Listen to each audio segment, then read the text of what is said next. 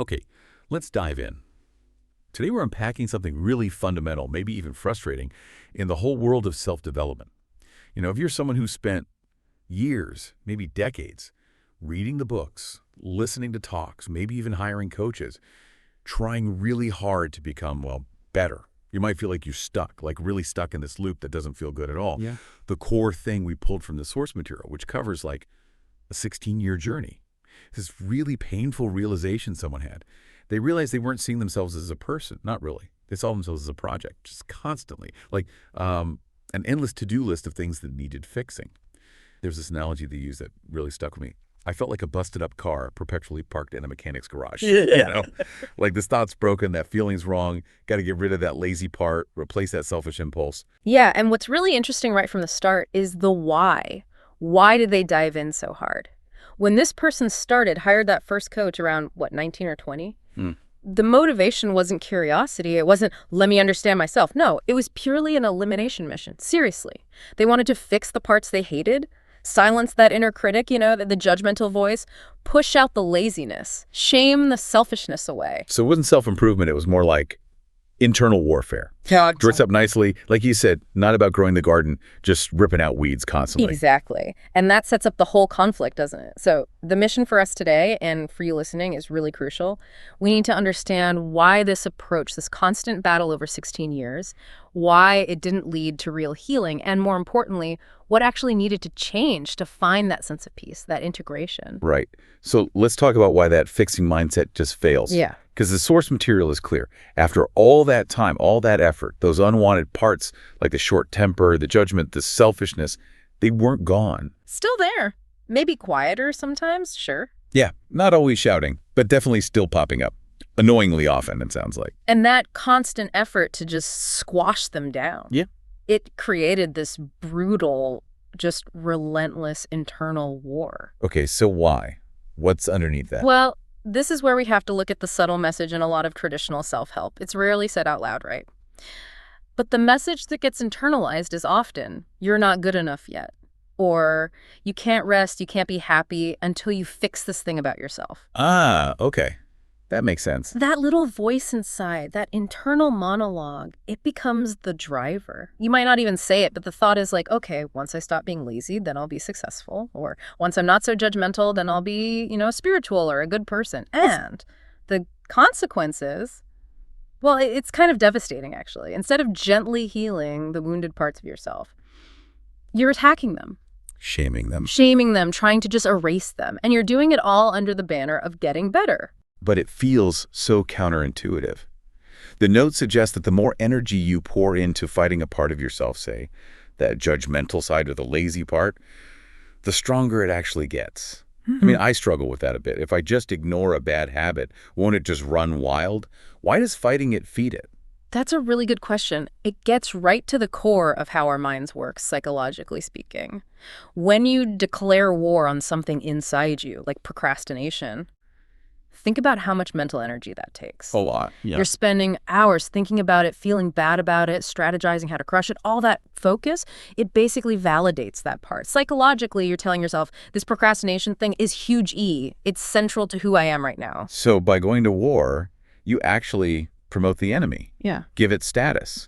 Precisely. You're feeding energy and focus to the conflict itself.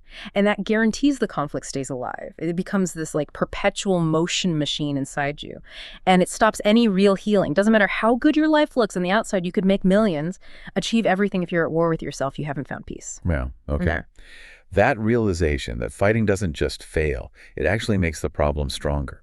That forces a total rethink. If fighting is out, then what is the way?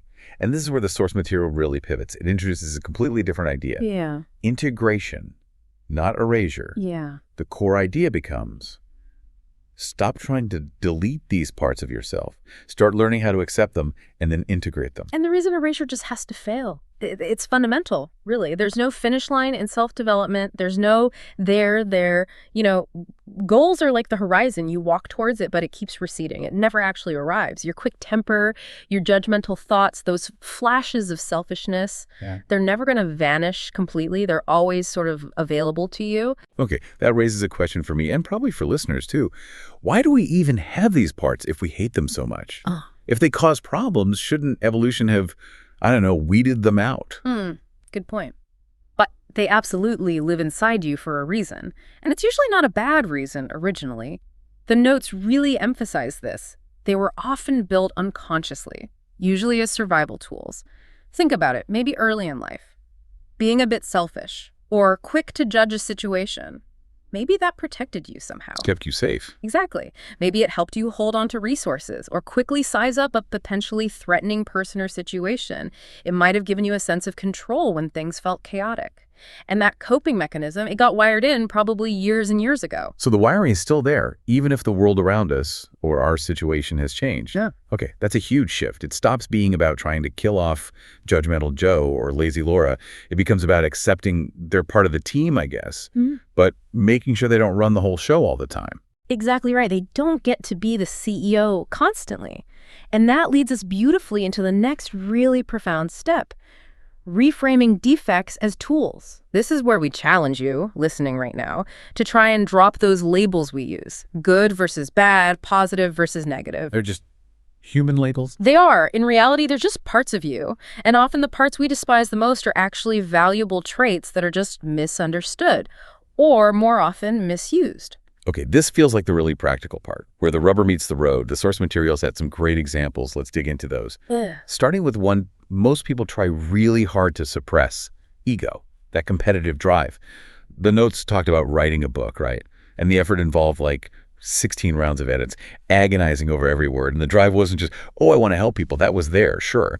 But there was also this massive ego part, wanting it to be a bestseller, make millions, like win it at publishing. Okay, but here's the tricky part.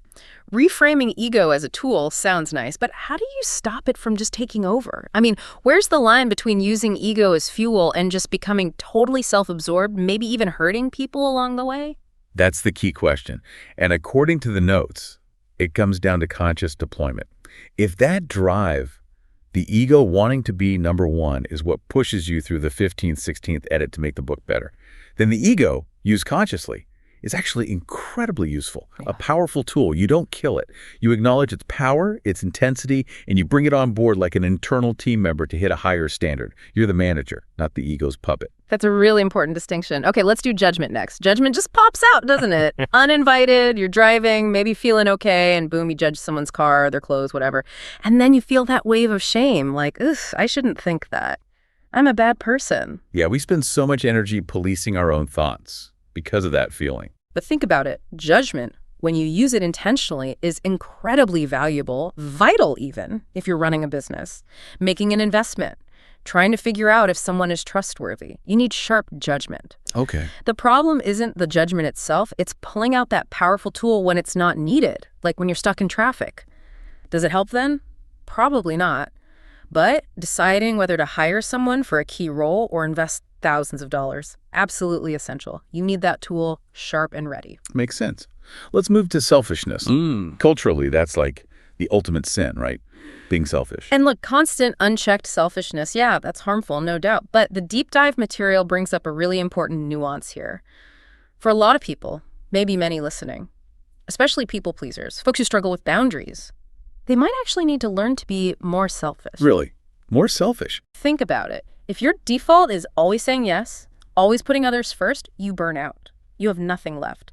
For that person, learning to cultivate some selfishness, saying no, protecting their time and energy is crucial. It's about setting boundaries. So in that context, selfishness isn't a defect, it's a survival skill. It completely depends on the person and the situation. That flips the script entirely. Yeah. Okay, one more big one. Laziness.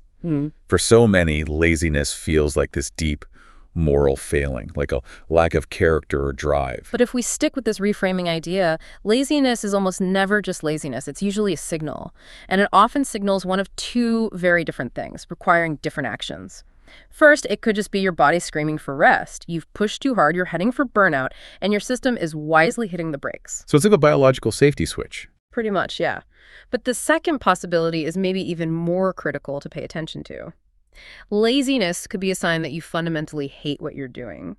If you're dragging yourself to a job you despise, working for a boss who drains you, or on a path that feels meaningless, your body and mind will resist. They'll respond with apathy, procrastination, what we label laziness. So it's not that you're lazy, it's that your inner system is rejecting the situation. Exactly. It's forcing you to notice that something needs to change. It's not about deleting the lazy part. It's about listening to the message it's sending. Okay, understanding that really brings us to the final stage, doesn't it?